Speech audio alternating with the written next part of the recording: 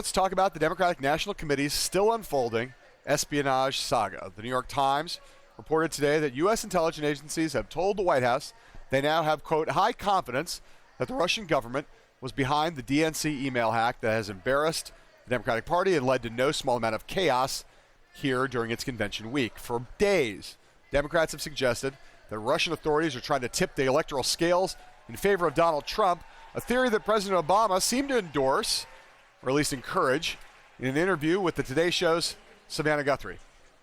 I think the FBI is still investigating what happened. I know that experts have attributed this to the Russians. What we do know is that the Russians hack our systems, not just government systems, but private systems. But what the motives were in terms of the leaks, all that, I can't say directly. What I do know is that Donald Trump has repeatedly expressed admiration for Vladimir Putin. Sounds like you're suggesting that Putin might be motivated to prefer Trump in the White House. Well, I am basing this on what Mr. Trump himself has said, and I think that Trump's gotten pretty favorable coverage back in Russia.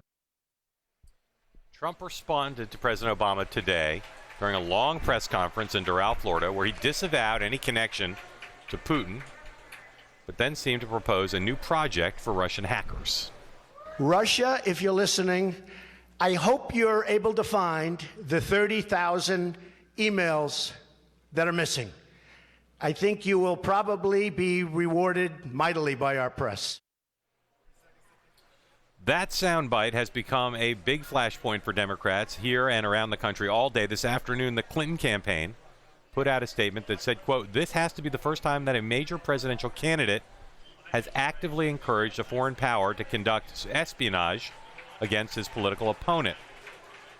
Trump's senior communications advisor, Jason Miller, pushed back. He tweeted out a number of things, including this. To be clear, Mr. Trump did not call on or invite Russia or anyone else to hack Hillary Clinton's emails today. Still, other Republicans have been trying to walk back what Trump said. Newt Gingrich said that Trump was joking when he said that. Vice presidential nominee Mike Pence put out a statement that somewhat changed the campaign stance from what Trump originally said, saying there would be consequences if Russia is indeed interfering in the American election. But Pence also called out Democrats for trying to use this Russia issue as a distraction from what was actually in those DNC emails. So, John, I think there's a lot of fault on both sides here. Who has the upper hand politically in this Cold War of words?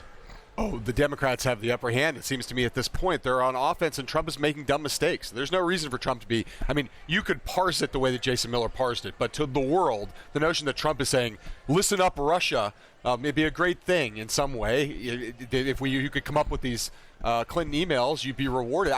There's no upside for Donald Trump to give ammunition to the Democrats in this moment. Trump made a huge mistake because he should be condemning Russia in no uncertain terms. They have walked it back. On the other hand, and again, I think what Trump said was ridiculous and the failure to condemn. But the President of the United States is engaged in pure politics for political favor, as Democrats have been in the last 2 days, suggesting that Trump's position on Putin or his position on NATO suggests that we need to look into some connection between the leaking of these emails and the Trump campaign. There's no evidence of it. And the President of the United States shouldn't be doing that. There's no evidence of collusion, but it is the case. But that's what he's trying to suggest, just as the Trump Clinton campaign It is the case. I think what he said was very careful. He said basically it seems like Donald Trump has praised Putin what does that have to do on multiple occasions. What has that it has to do with what Putin's motives would be to meddle in an American election. Right, but they're not talking about Putin's motives. The Democrats are trying to suggest there's some collusion. They are. That's what they're doing.